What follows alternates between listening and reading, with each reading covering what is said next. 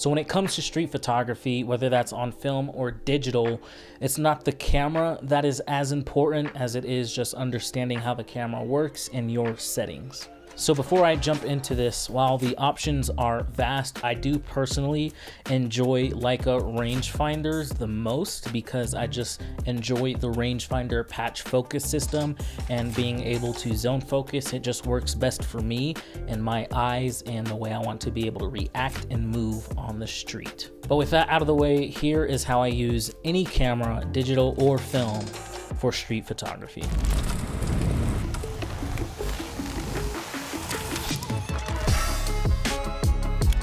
So the first thing you want to take note of, whether you're picking up a film or a digital camera, is just how to expose your image. With film, you typically are going to overexpose your images because it's easier to recover highlight detail than it is with shadows, and vice versa for digital. It's easier to recover shadow detail than it is highlights on most digital cameras. So with any digital camera that I'm using, I'm pretty much underexposing the image at all times, whereas when I'm using film, I'm overexposing the image at all time. But that does not mean that I am not paying attention to specific settings or just underexposing and taking every single picture like that. I'm paying attention to the environment, to the light, and I am adjusting accordingly. The advantage with digital over film is that a lot of times you can punch a lot of your settings to the auto setting and just go ham and get a lot of great exposure, whereas with film, you're putting a lot of your camera settings in manual and really relying on your knowledge of how to expose an image. But even with the advantage of using auto settings, I still do want my image to come out a specific way. So I will go into the menu of a digital camera and set to where I want my minimum or maximum shutter speed to go, as well as aperture. Whereas film, I'm able to set those settings exactly where I want and know the only way they change is if I accidentally bump a button or mess something up. Whether I'm using digital or film, I have a base set of guidelines of where I want to start off with my aperture, shutter speed, and ISO, and I'll go over that right now. So on every single camera, you have three things you're really controlling, which is your aperture, your shutter speed, or your ISO. When shooting film, your ISO is dependent on the film you have in your camera.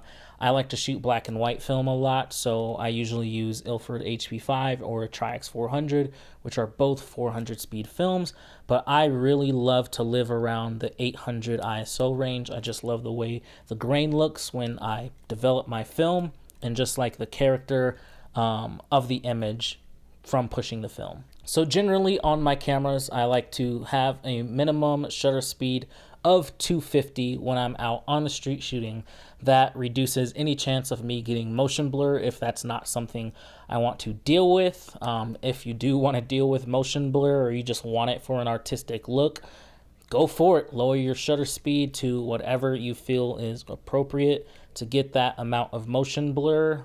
There's absolutely no problem with it at all. But as a base starting point, I like to use ISO 250, and I'll go usually as low as 125, sometimes 60 if it's just a cloudy or shady spot. So next up is your aperture, and I love to live around f8 and above, but I will adjust accordingly if I need to, depending on the lighting situation, so that I can get a proper exposure.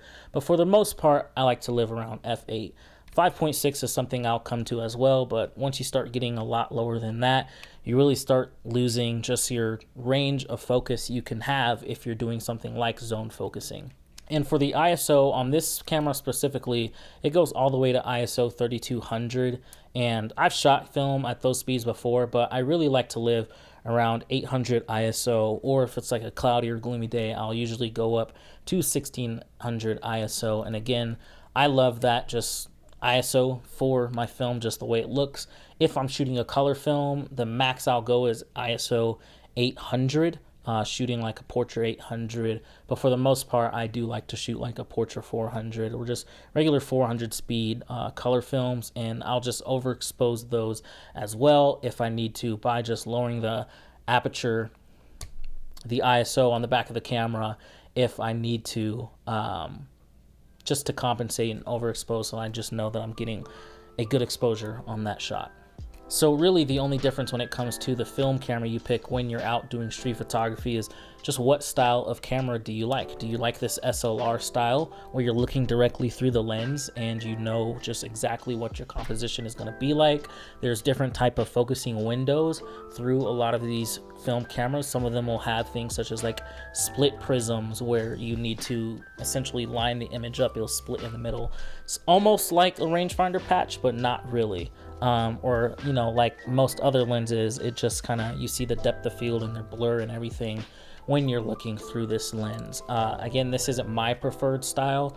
I prefer to shoot rangefinder style because I find it much easier. You're just lining two images up on top of each other and really calling it a day, as well as using the distance scale on the lens of rangefinder cameras. I just find a lot easier to use.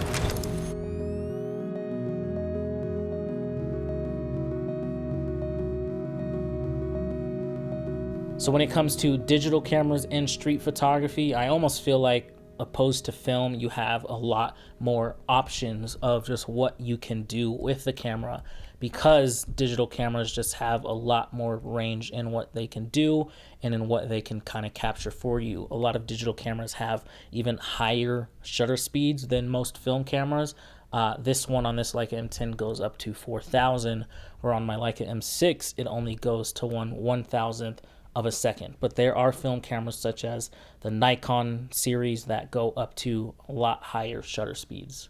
But again, when it comes to picking a digital cameras, a lot of the same rules applies as they do from the film camera. My aperture is set at f8. My shutter speed is at 250 for a minimum, but if I want to adjust, I can just override and manually adjust as I need. And then my ISO is something I actually do a little differently. I will a lot of times just put the ISO in auto, because with street photography, your lighting environments are changing so drastically. It's a bit of a hassle sometimes to have to just worry about, am I on the right settings at all times? It's good to just be able to take advantage of these auto features and let the camera do what it does best and expose your image for you.